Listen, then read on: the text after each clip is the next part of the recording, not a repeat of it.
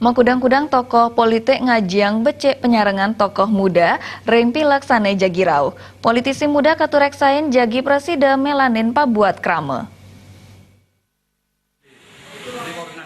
Nyangre pemargin politik pamekas pemilihan legislatif war sekali tali siongolas, akeh tokoh muda kakantenang nyarengin politik. Antuk akeh nyani penyarengan tokoh muda punike, tokoh politik gede pasek suardike dahat nyangre becik. Yening mau sang masa depan mejantan yang lempas saking penyarengan yuane. Parindikan puniki medue tetujon, nang yang malih kepercayaan krama majeng politik.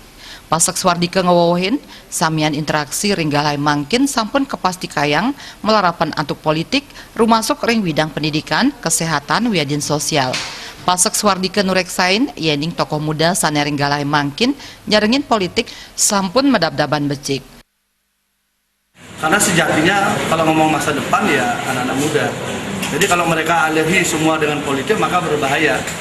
Karena tidak ada satupun kebutuhan dan interaksi sosial masyarakat yang tidak melewati politik. Dari berbagai kebutuhan, dari sembako, jalan raya, pendidikan, semua menyangkut politik. Kalau mereka alergi akan berbahaya. Jadi saya senang ketika banyak anak-anak muda sekarang mulai terjun ke politik dan menyiapkan diri.